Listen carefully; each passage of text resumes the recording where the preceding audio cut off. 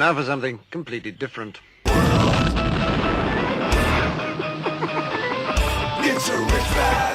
Forget everything you've been told by others before. Get ready for the real deal, the full story. Real talk about money, markets, life. Now, it's The Real Investment Show with Lance Roberts, presented by RIA Advisors. Good morning. Welcome to the second best day of the week. That's right, it's Thursday. Getting ready to wrap up the week already. I don't know where this month has gone to, but the year in general is just incredibly just fast.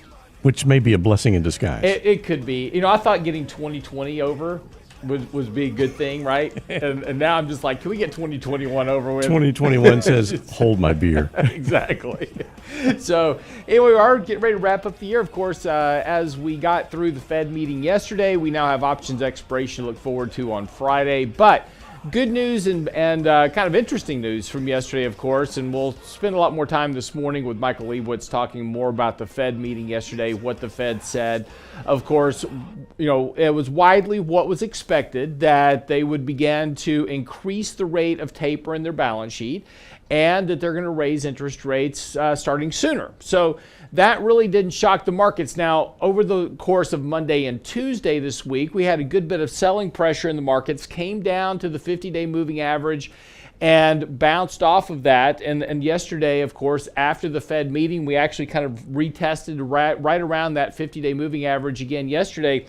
After the Fed made their announcements, markets surged back up and we're actually closing right at all-time highs yesterday. So this morning with futures pointing higher, Dow's up about 330 right now on futures. NASDAQ's up about 128. So we're going to see the markets break out to all-time highs today. And that really kind of sets us up now for this Santa Claus rally, this kind of breakout in the markets. There's a lot of cash on the sidelines. Let's kind of rewind the tape here for a minute and talk about some things we've been saying over the last few weeks. We talked about going into December, the first 2 weeks of December, we have these mutual fund distributions. And so while the media was giving you all kinds of, excuses about, the sell-off in the markets in the first week of December, the little rally we had, the sell-off that we had over Monday and Tuesday of this week, lots of excuses. Well, it's this, it's that, it's the other thing that's causing the sell-off. No, it was just really the fact that we had mutual funds distributing a lot of their capital gains for the year. Of course, they had to sell stocks to raise the cash to do that. That's what led to that pressure. So again, that's now getting behind us. So that now sets us up for the Santa Claus rally, that rally for the last 2 weeks of the year. Now, the reason that occurs is because when mutual funds rebalance their portfolios and sell down in order to raise cash to make those distributions, they now have a lot of cash sitting on their books. They've got to get back into the market. So now they've got to come back in and buy all those stocks that they want to have on their books when they report their holdings at the end of the year. So if you've got a mutual fund that didn't own some of the hot stocks this year or whatever, they're going to come in and buy those stocks here right at the end of the year so that when their annual reports go out, that's what shows them, like, oh, look, my mutual fund, they owned Apple, Microsoft, whatever. They may not have owned it all year, but they own it in the last 2 weeks of the year. So expect to see a lot of that. And again, that's what's going to lead to this potential push here. Now, that does set the markets up here to rally to about 4,800 on the S&P. So again, there's about 100 points of upside in the S&P here between now and the end of the year. But that doesn't mean we have to do that, right? So there's still some pressure here on markets. Near term, we do have our buy signal in place. And again, we've talked about that recently. The buy signal has been under a lot of pressure since the first, really kind of about mid-November. That's when we talked about raising some capital. Now, we're back on that buy signal, but it's very weak. And more importantly, this rally that we had yesterday was pretty much just a short covering rally. A lot of traders had gone into the meeting short stocks, had taken on short positions, expecting maybe a surprise announcement from the Fed. That didn't happen. So when that surprise announcement didn't occur, they had to cover those shorts. That's what led to that rally yesterday, but it occurred on much weaker volume. So while we keep seeing these rallies in the markets that really seem a bit outsized, right? That was a pretty strong gain, 1.5% gain yesterday, and really kind of coming off a 1% sell-off. We were down pretty much going into the Fed meeting, so that rally from the lows yesterday was actually closer to a 2% rally. That's a big rally for the market, really kind of any day of the week, but really occurred on much lighter volume. So again, not a lot of commitment to these rallies. Not a lot of buyers doing this. There's just a lack of sellers. So what few people are buying stocks, that's really starting to drive these prices up. And this is why you're picking up more volatility in the markets here recently. But we're back to very, very overbought conditions on a short-term basis. So, a lot of that fuel for the rally in the near term was kind of eaten up yesterday. We'll be eating up some more today. Doesn't mean that we can't stay overbought for a little while longer. We certainly can. But again, what that probably suggests is that upside is somewhat limited here. So again, we may make a new high today, might see some more choppy action over the next couple of days. We still have to go through options expiration on Friday. That could still put a little bit of volatility and pressure on stocks. And then we got Christmas holidays, and trading is going to get very, very light going into the end of the year because everybody will be gone.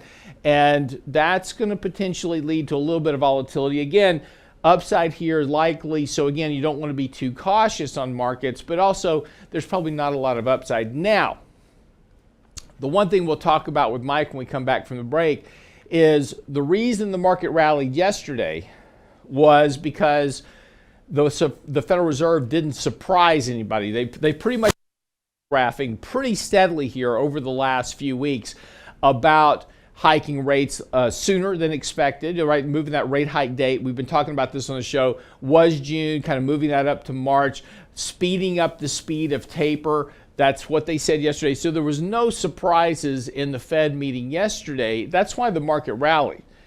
The problem is that once we get into next year, the Fed's going to actually start taking these actions, and that's going to be an undermining of what's been supporting the markets, right? Tighter interest rate policy, that's going to lead to higher rates on credit card spending, those type of things. Inflationary pressures remaining a problem here temporarily.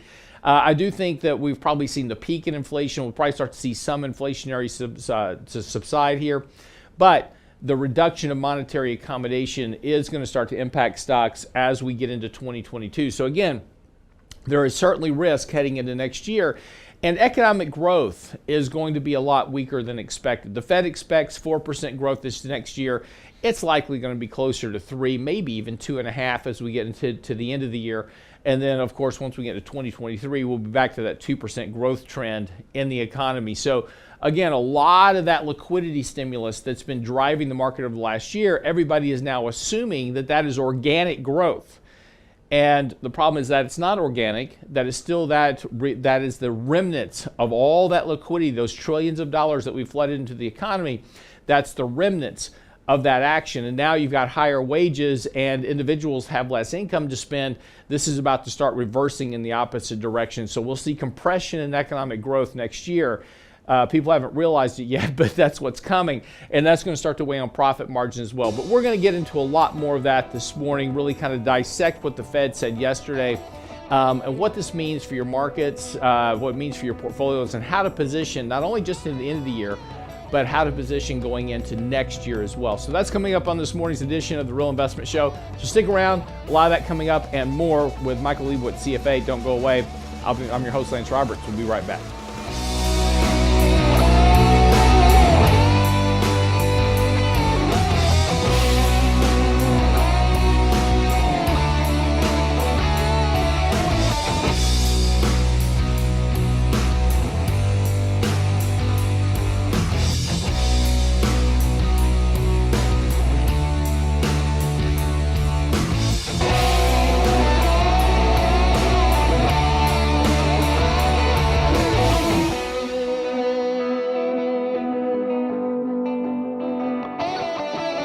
Get daily investment news you can use, delivered at the speed of the internet at realinvestmentadvice.com. Don't let 2022 be a repeat of the past year. Join Danny Ratliff and Richard Rosso for their essential smart money tips for the new year Candid Coffee event on Saturday, January 15th.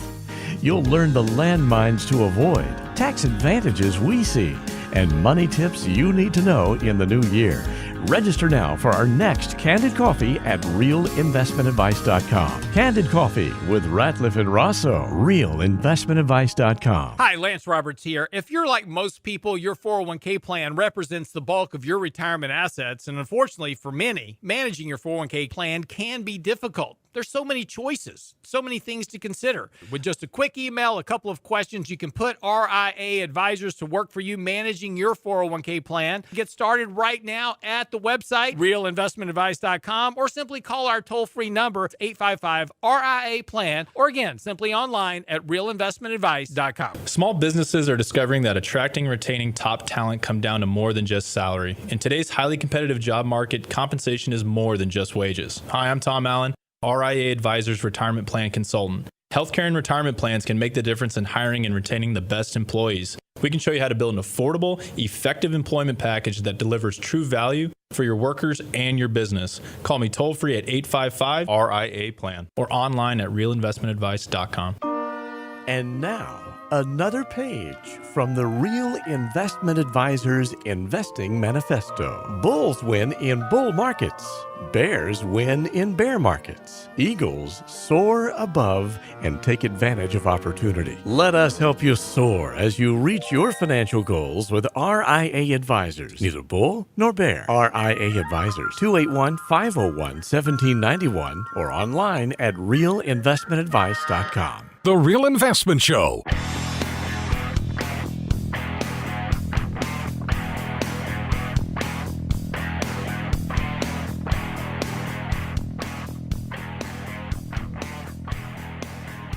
And welcome back to this morning's show. Of course, I'm your host, Lance Roberts. It is the Real Investment Show. Get by the website, realinvestmentadvice.com. So it's your questions, comments, emails, of course. Always happy to help you. We get lots of great questions lately, of course, particularly with the Fed now starting to talk about tapering faster. What does that mean? They're going to start raising interest rates sooner, and yet markets are rallying like they just added another $120 billion worth of QE. So to talk a little bit more about that this morning, of course, Michael Lebowitz, CFA, our resident Fed watcher. Mike, so what was your initial takeaway from the Fed's announcements yesterday? Because the market certainly liked it. Markets loved it. But this continues on what we talked about last week with narratives, right?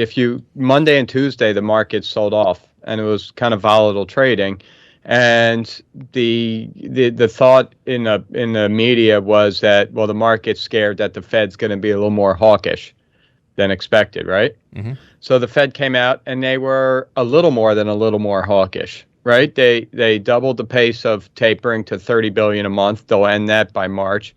And they're predicting that they're going to raise rates 3 times next year, 3 times in 23, and another time in 24. Mm-hmm. That was more than the markets are expecting. It's more than Fed funds were pricing, than futures markets are pricing in. And the market took off, and it's taken off again this morning. Let's back up though real quick because Fed fund futures were already predicting in 3 rate hikes for this year. It was almost a 90% certainty. And there's been lots of leaks in the media about them starting to, speed up the taper process. I mean, Nick Timrose from the Wall Street Journal has been leaking that for the last several weeks. Right. So, I see a lot of the headline media saying, "Oh, it was more hawkish than expected." But really, when you take a look at what Fed fund futures were actually showing and what's been leaked in the media, it was pretty much right on the nose. Well, there's a nice segue to join our morning commentary. If you sign up for our morning commentary, we have a graph that shows where the Fed funds expects Fed funds and where the markets expect Fed funds. And you can see there's a gap that widens as you move out late 22, 23. Yeah.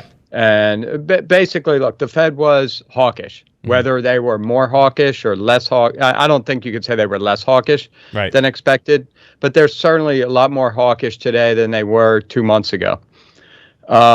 Interestingly, Lance, while you were on earlier, the Bank of England raised rates, but they did so while continuing QE. Mm-hmm. So watching you on Fox Business yesterday, that was something you mentioned, right? That they should be, that it shouldn't necessarily be reducing QE to 0 before you touch interest rates, that the two can be interchangeable. And there's certainly a great case to be made for cutting rates first and cutting QE second.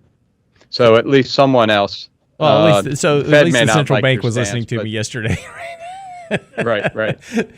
They go, I heard this guy on Fox in the U.S. He's a genius. Let's do this.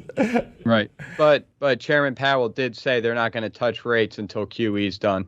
Yeah, I Until thought they're done tapering. Yeah, I thought it was also interesting. He talked about the fact that the employment situation was improving much more rapid than expected, and also kind of, touched on this idea that they're not going to, really hike rates until they get to maximum employment. And you're at 4.2% unemployment. You've got the lowest jobless claim since the 1960s, and with a much, with the population that's twice the size of what it was in the 1960s. So.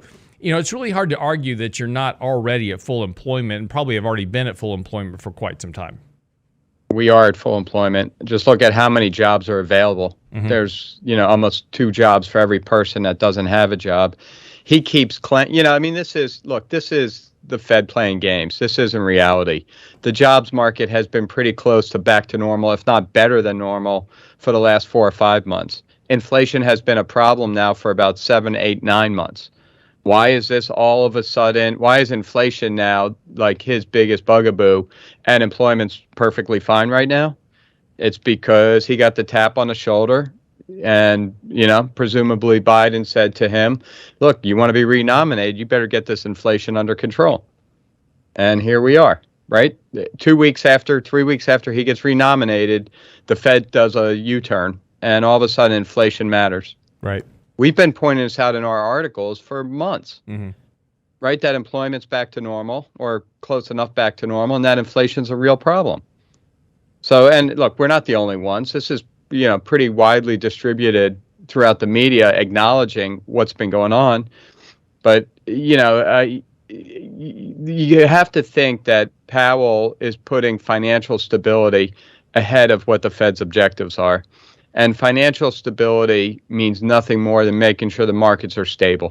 Right. Doesn't mean that they're rising incredibly, but it means that they're not falling. Right. And it's, it's all markets. Well, I think this is also, kind of interesting. Part of the narrative that came out yesterday was, from a lot of kind of the media, to kind of spin from this is that, well, the reason the markets are rallying is because the markets now believe that the Fed has inflation under control.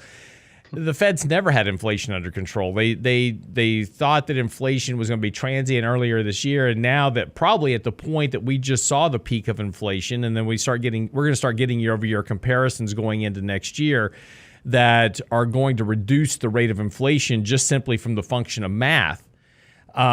It's they're now starting this tightening campaign to fight inflation that they now think is persistent. So they've been on the wrong side of inflation, and now all of a sudden the Fed thinks or the market thinks that they're on the right side of the inflation fight.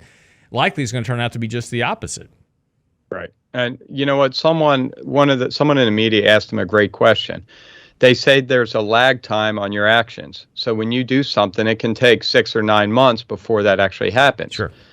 Given that it takes that long, why are you dragging your feet to stop QE, right? If inflation is a real problem and QE is the cause, and we're not saying it is, but that is the common thought, right? Mm-hmm.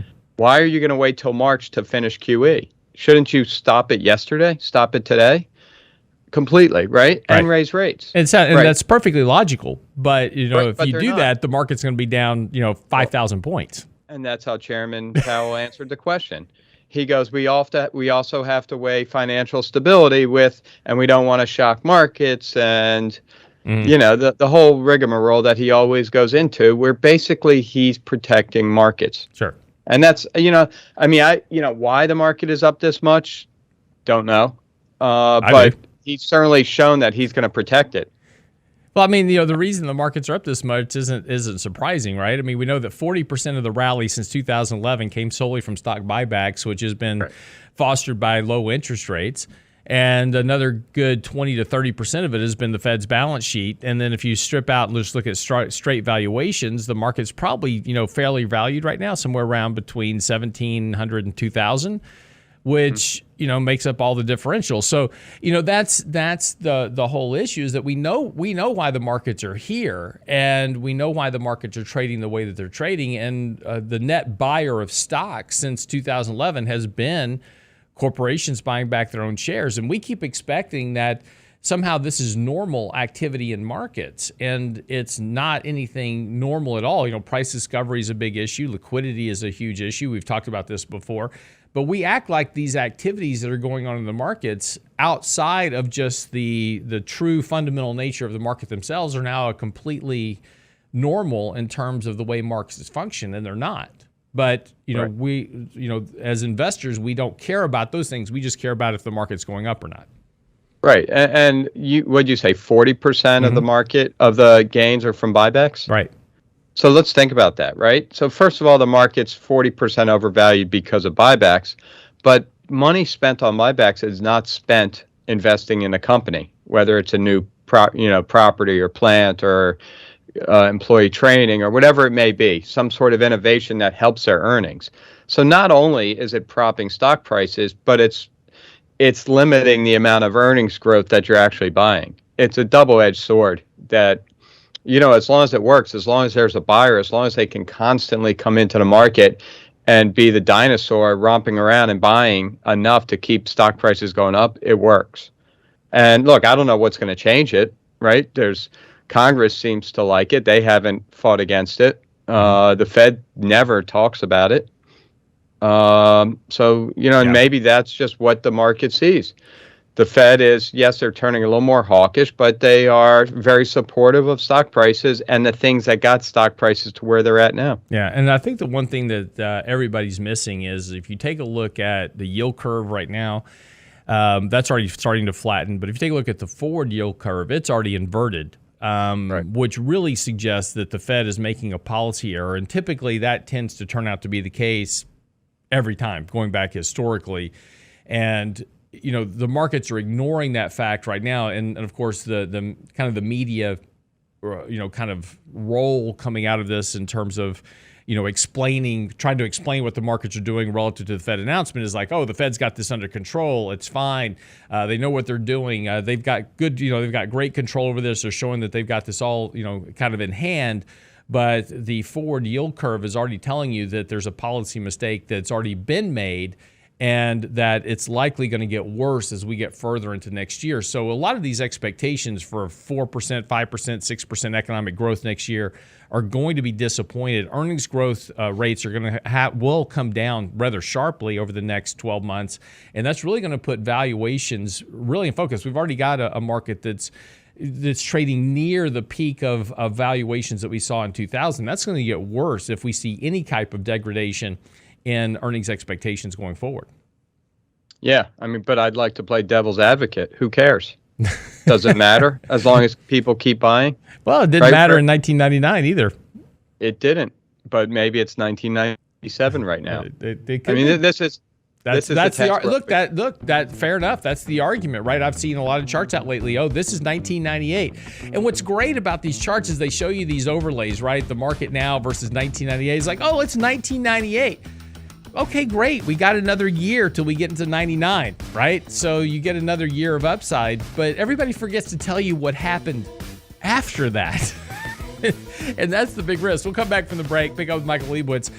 We'll talk about how to actually start thinking about positioning as we move into next year, because things are going to change as headwinds become tailwinds. And what should you be doing with your portfolio as we move into the end of the year? We'll talk about that next. Don't go away.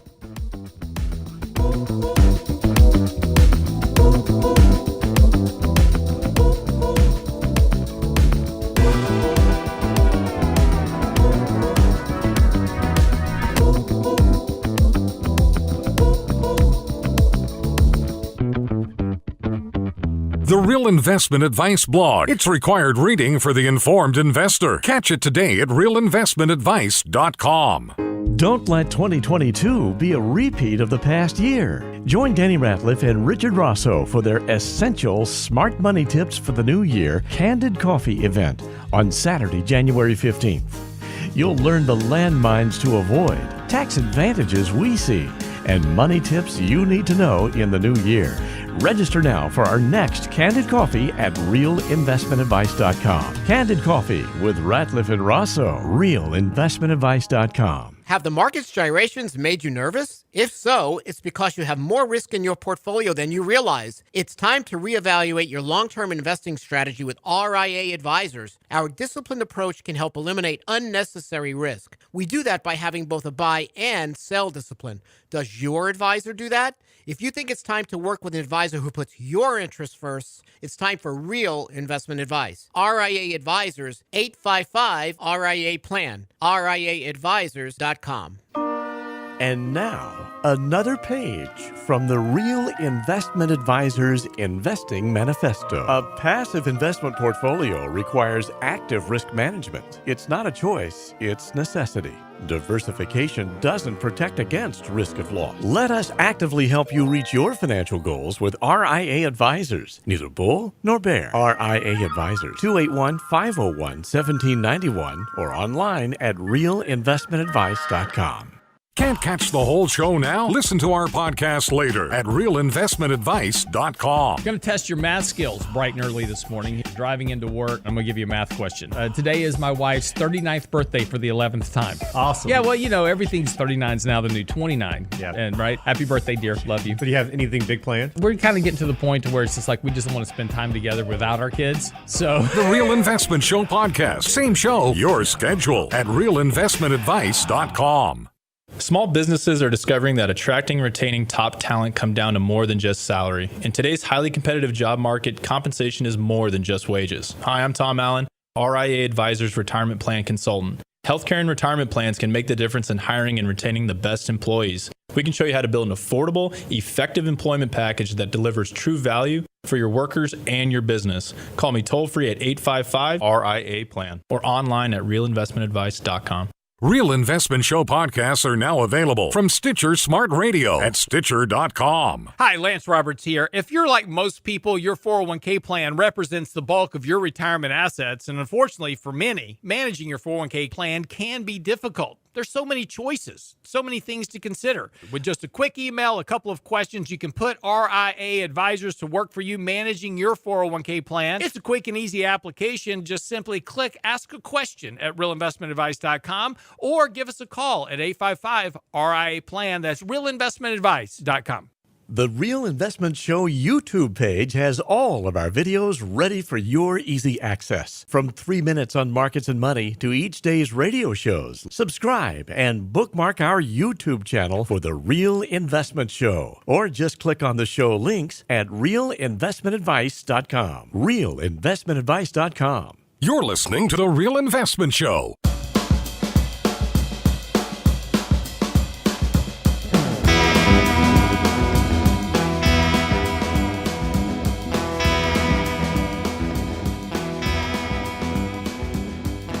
And welcome back to the show, of course, as we get ready to move into the end of the year. Of course, that is now the traditional Santa Claus rally that we've been talking about here over the last couple of weeks. Of course, we had been buying into or using the sell-off to actually add exposure to portfolios for this kind of end of the year rally. But now we're starting to think about, okay, well, what happens when we get into 2022?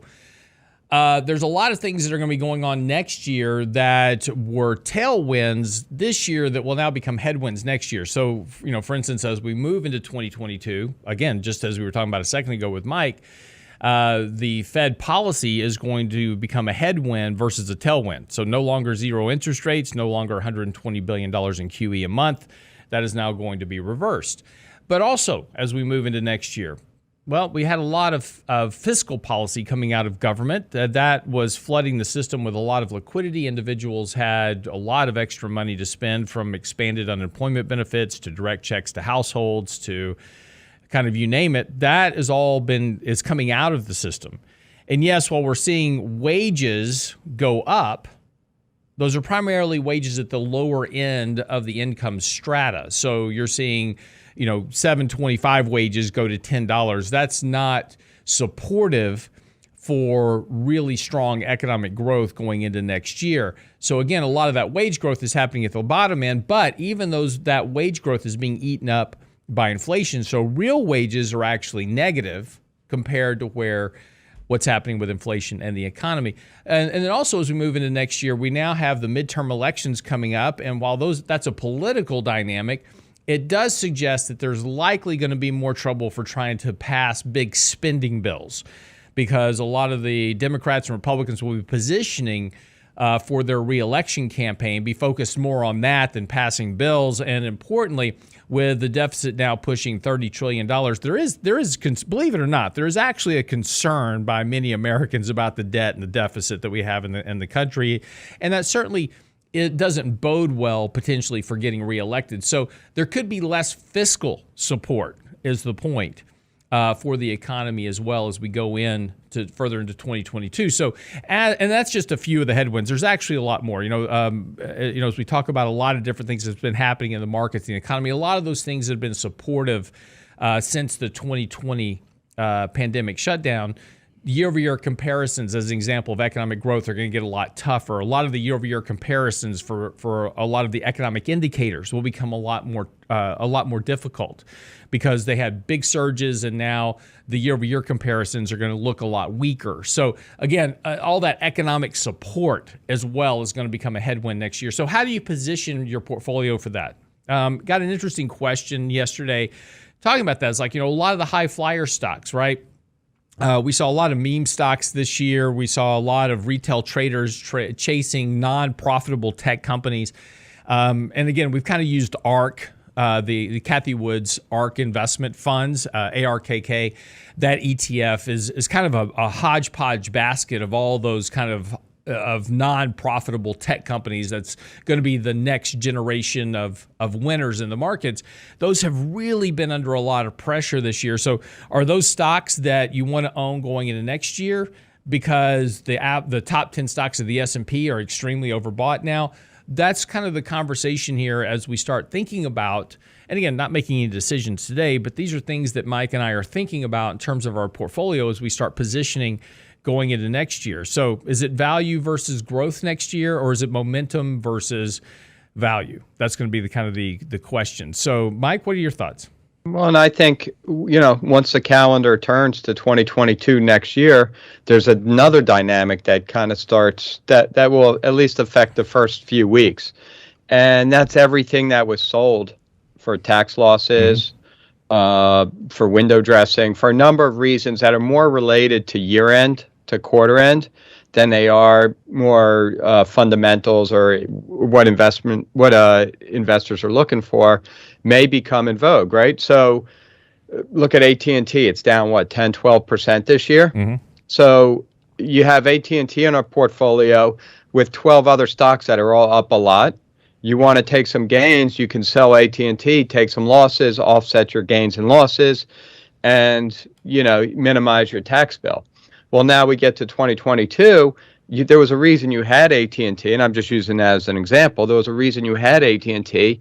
Well, now you want to add it back and potentially, sell some of the other stuff. So I think what we may see in the kind of first few weeks, a month of 2022, is some of these beaten up names. And it's not just old stodgy communications companies. It's like Lance was talking about, some high flying tech companies. It's the MLPs, for instance, have been beaten up versus where they should be trading.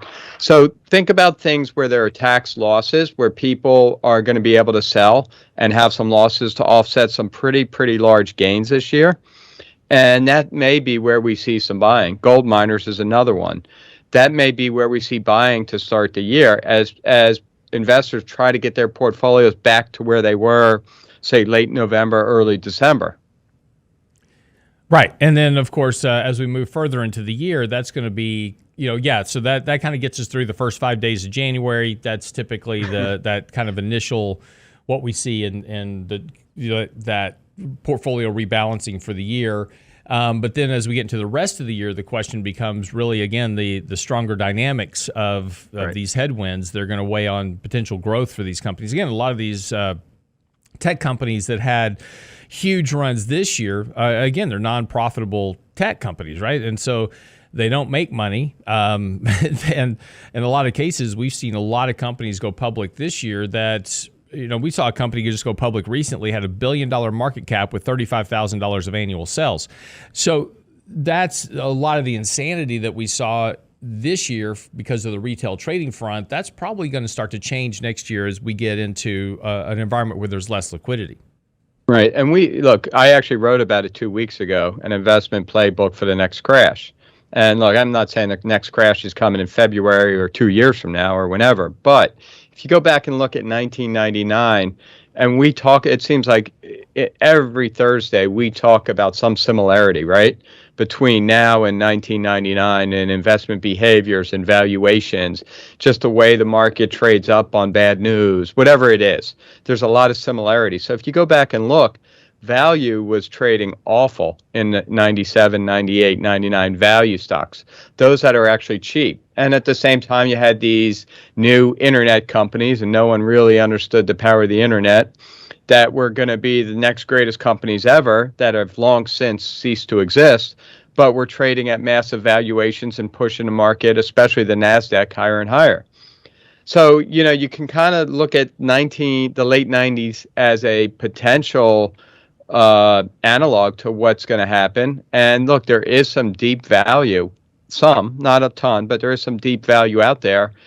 And maybe 2022, with all these headwinds coming at us, with corporate margins is another one that you didn't mention, Lance, that will almost inevitably have to shrink this year. Maybe value will be the place to be. And we've seen kind of, there are days where the market's trading lower and value stocks have traded higher.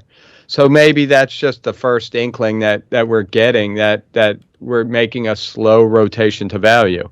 And that's, we keep a close eye on value versus growth and what has the potential, right? It doesn't mean buy it today, buy it tomorrow, but keep an eye on value stocks and what they're doing and how they're doing versus the market for signs. And, put together a shopping list. Doesn't mean you have to buy them today, but just put together a shopping list of companies that when the time comes, and you're probably going to have to wait to 2022, but when the time comes, start slowly adding them to a portfolio and making the portfolio a little more conservative, a little more quote unquote crash friendly. Yeah, and that's it's been one of the big challenges for value. Value, it has very brief moments of outperformance, and we see it momentarily for a month or two, and then it's like buy value, and then never mind, buy Apple and Microsoft. And it's been these very quick rotations, and this has really been one of the problems over the last couple of years, that value story has really just been suppressed given the desire to own growth. And the philosophy is simply like, we need to own companies that can create growth in this type of environment, right? This economic recovery environment. But a lot of that story really doesn't hold up to the facts. This has just been really just a momentum chase in markets. We've got people trading on Robinhood apps, and we've got algorithms chasing momentum, and they're all kind of feeding off of each other. So, the problem for the value story has been just a sustainability of that. We keep kind of hoping for this return to value where, you and I as fundamental investors can go back to actually buying value for a change. It'd be so much nicer. But it just hasn't been a profitable trade. So that's one of the challenges for investors is trying to determine when to buy value and how to hold on to it long enough to allow it to work. Right. And look, you may buy some value in January or February, and it may not work. And you have to have some rules in place, some stop losses, technical levels that you say, if it gets here, I'm getting out. I may love the company, but I'm getting out, and have those in place. And then, come June, you may buy them again. Yep. And it may not be, you're not going to just buy one or two of these companies and they're going to go up 20% a year if the market goes down. It's not the way it's going to work. You're most likely going to buy it too early. You're going to have some losses. You're going to have to decide whether you want to sit on those losses or sell it and come back another day and buy it. Yeah. And it's difficult. It's very difficult. Yeah, and in fact, we actually have a video on our website right now talking about how to set stop limits. We talked about that yesterday in our 3 Minutes of Markets of Money. It's on our website now, realinvestmentadvice.com. That's realinvestmentadvice.com. We'll be right back.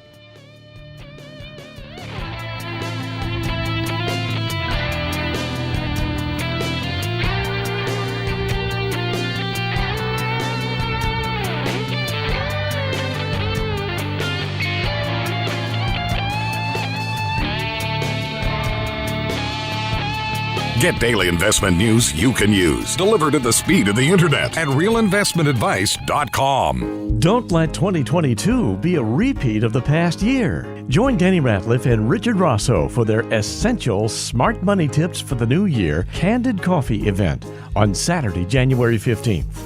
You'll learn the landmines to avoid, tax advantages we see, and money tips you need to know in the new year. Register now for our next Candid Coffee at realinvestmentadvice.com. Candid Coffee with Ratliff and Rosso, realinvestmentadvice.com. Do you know what you don't know when hiring and retaining quality employees? Compensation is more than just wages. It's personal time off, the vacation days, healthcare benefits, a 401k. Do you know what's important to them? Hi, I'm Tom Allen, RIA Advisors Retirement Plan Consultant. Let us show you how to make the most of an affordable, effective package that will deliver true value for your business and your employees. Call me toll-free at 855-RIA-PLAN or online at realinvestmentadvice.com. Hi, Lance Roberts here. If you're like most people, your 401k plan represents the bulk of your retirement assets, and unfortunately for many, managing your 401k plan can be difficult. There's so many choices, so many things to consider. With just a quick email, a couple of questions, you can put RIA advisors to work for you managing your 401k plan. Get started right now at the website, realinvestmentadvice.com, or simply call our toll-free number, 855-RIA-PLAN, simply online at realinvestmentadvice.com. And now, another page from the Real Investment Advisors Investing Manifesto. Manage risk and volatility rather than trying to manage gains. You don't have to be right all the time. Long-term investing success is a 70% gain. Let us help you reach your financial goals with RIA Advisors. Neither bull nor bear. RIA Advisors, 281-501-1791 or online at realinvestmentadvice.com. The Real Investment Show.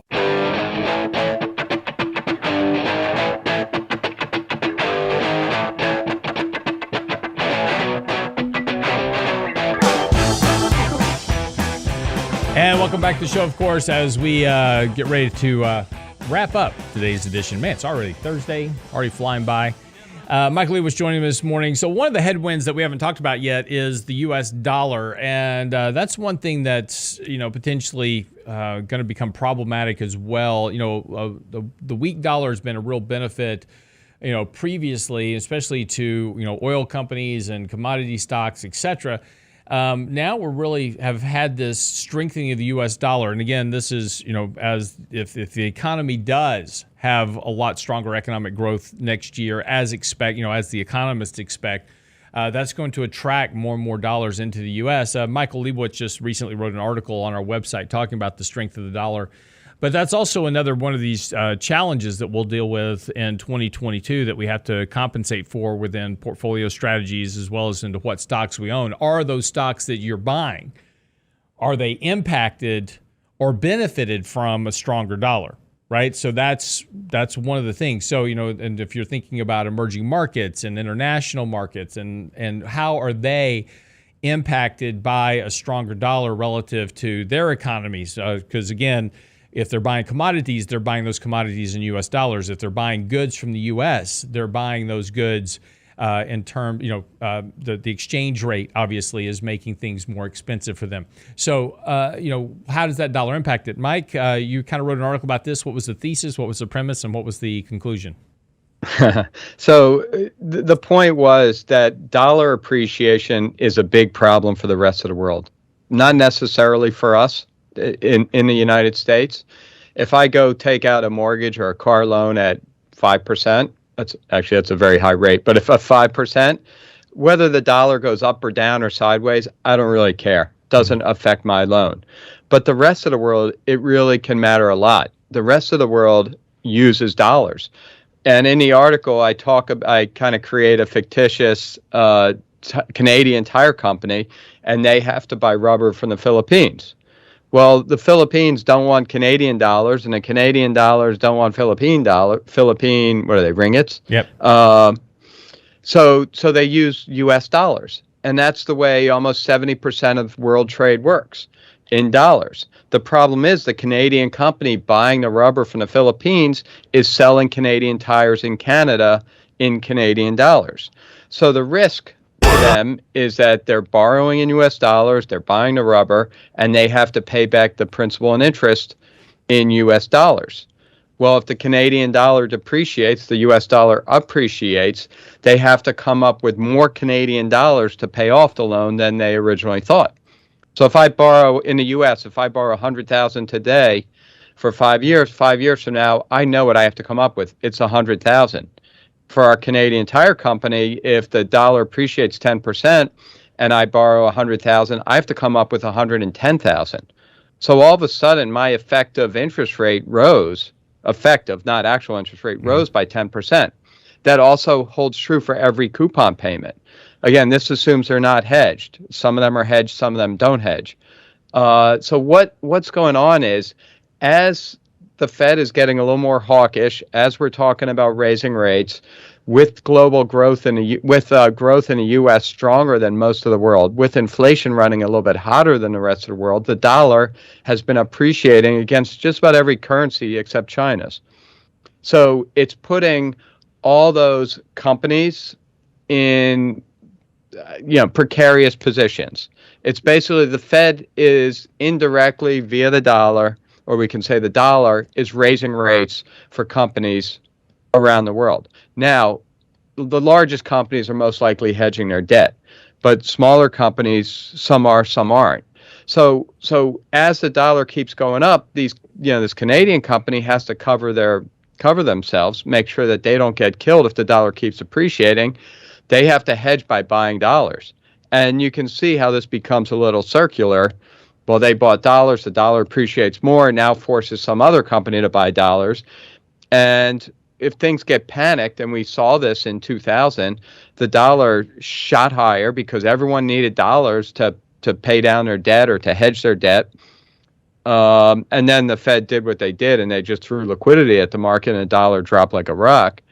But we don't think about the dollar in the United States often, right? We know that a weaker dollar means that imports are a little more expensive and vice versa, and it affects trade to some degree, but it doesn't affect our daily lives. How we borrow, what we borrow, how much, all that. For foreign countries, both countries and companies, it can have a big effect. And we're starting to see that a little bit, and that's economic growth. The higher dollar will slow down economic growth. So regardless of whether a U.S. company is borrowing in anything, it doesn't matter. U.S. global growth is a big component of U.S. economic growth. And that's just another headwind, assuming the dollar appreciates, that we're going to have to deal with. And kind of what is the expectation, in your opinion? Do you think the dollar will continue to get stronger because, we do have these kind of stronger rates of economic growth here? Or is it the fact that, we may see a reduction in support for the dollar in terms of, less buying, less activity from the Fed, higher interest rates, that's potentially going to weaken economic growth, and that should weaken the dollar. So kind of what's the prediction here moving into the rest of this year? So you have those factors, but you also have Joe Biden and the Democrats want to retain their seats, right? And inflation is probably the number one threat for the Democrats to lose Congress, I would guess, at this point, right? If inflation's running 7-8% next year in November, they're going to lose the House and Senate. I have very little doubt, right? Right. So what did he do? He tapped Powell. We talked about this earlier. He taps Powell on the shoulder.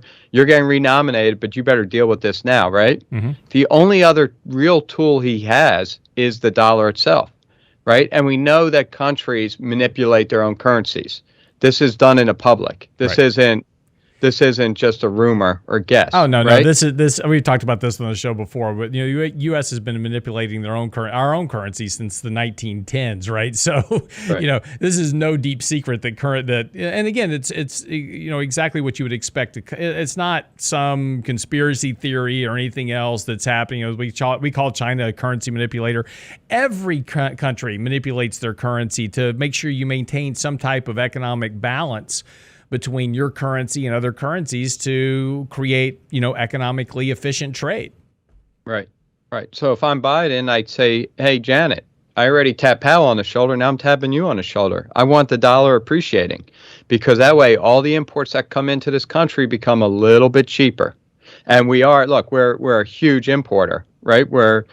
We run a trade deficit, a severe trade deficit. So you can have an effect on all those goods coming into this country as well. So I think the dollar will appreciate in a very orderly way, but I think we'll continue to see it appreciate, which will have, it does affect certain companies a lot more than others for the reasons that we mentioned, but it also affects them, especially commodity companies, because their goods are all traded around the world in dollars. So, it's not a stronger dollar is not necessarily good for commodities, energy included. Right. But there are a lot of other factors. So, just because the dollar appreciates doesn't mean the price of oil can't go up further. Right, exactly. All right. So anyway, that kind of gets us to the kind of the end point of the show this morning. And really, as you kind of look at the markets right now, again, markets are kind of pointing higher. This morning, Dow's up about 300 points. The S&P is going to be up well over 30 points this morning. And again, this is kind of all, when you kind of look at, where money's going to be flowing this morning, it's going to be back into those stocks that have been the most beaten up lately. So again, as you saw yesterday, a big recovery in Apple, Microsoft, NVIDIA up 7%, et cetera. We're probably going to see a lot of those continued flows back into those stocks that have been sold off the most. And again, we go back to what Mike was talking about earlier. These mutual funds have done a lot of selling for either tax loss or for distributions, either one. So, but if you take a look at cash holdings on mutual funds right now, those are at very elevated levels. So that cash has to get put back to work before the end of the year. Under their mandates for most mutual funds, they can't hold more than about 5% cash on average. So if they have any excess levels of cash, they have to put it to work before year-end reporting. So, expect to see this kind of, push back into individual stocks, in some of those areas and beaten up the most. Oil stocks should be up today because we're starting to see a kind of a rebound in oil. Not surprising. We'll kind of be watching interest rates here as well. I guess that's really kind of one of the other real quick questions here as we get ready to think about next year is the direction and trend of interest rates, right?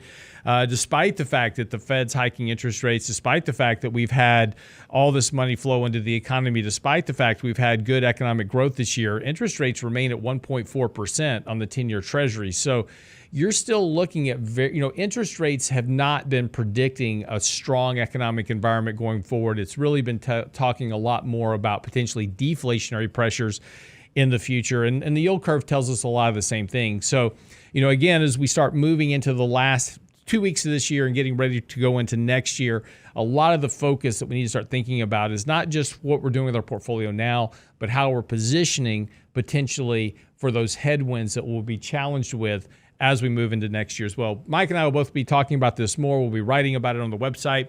So make sure you get by the website, realinvestmentadvice.com. That's realinvestmentadvice.com. And while you're there, send us your questions, comments, emails. Check out our new SimpleVisor application. It's all on the website now. Help you manage your money better. It's all there to give you the right advice that you need right now. Realinvestmentadvice.com. We'll see you back here tomorrow.